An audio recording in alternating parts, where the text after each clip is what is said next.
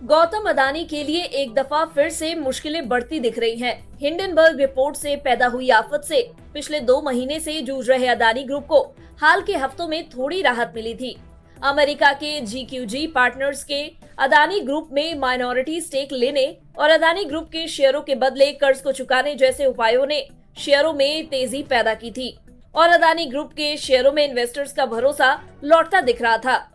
लेकिन अब फिर से ऐसी नेगेटिव रिपोर्ट्स आई है जिनसे एक दफा फिर से ग्रुप के शेयरों पर दबाव पैदा हो गया है।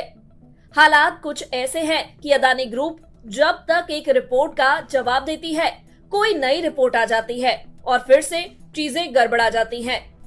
इसी कड़ी में अब फिच रेटिंग्स की भी एक बड़ी रिपोर्ट आई है। फिच रेटिंग्स ने अदानी ग्रुप पर मंडरा रहे एक बड़े खतरे को लेकर रिपोर्ट दी है।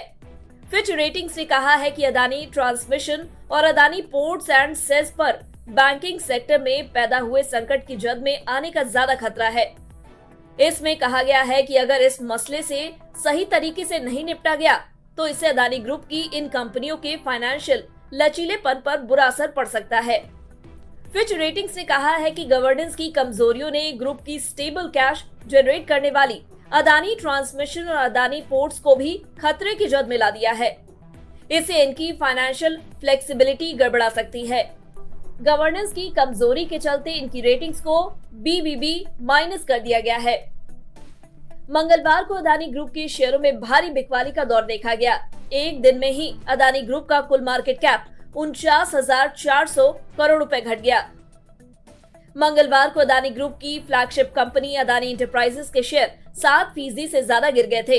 अदानी पोर्ट के शेयर में भी ये गिरावट 5.67% रही थी। Adani total, Adani green, Adani power, Adani Wilmer और अदानी ट्रांसमिशन में 5-5% का लोअर सर्किट लग गया था। हालांकि बुधवार को अदानी ग्रुप के शेयरों में रिकवरी दिखाई दी। बुधवार को अदानी इंटरप्राइजेस के शेयर 6% से ज्यादा तेजी के साथ कारोबार कर रहे थे। अदानी पोर्ट के शेयर में 4% से ज्यादा तेजी थी, जबकि अदानी पावर में करीब 5% उछाल देखा जा रहा था।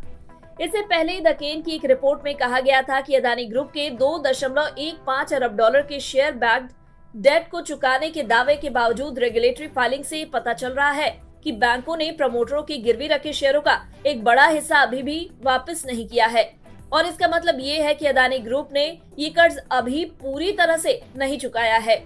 हालांकि अदानी ग्रुप ने इन चिंताओं को खारिज करने की कोशिश की और कहा कि द केन के किए गए दावे पूरी तरह से आधारहीन है। दरअसल एक के बाद एक ऐसी रिपोर्ट्स आई है जिनमें अदानी ग्रुप के कर्ज चुकाने की हैसियत पर सवाल उठाए गए हैं। हालांकि अदानी ग्रुप भी इन आशंकाओं पर विराम लगाने की कोशिश कर रहा है।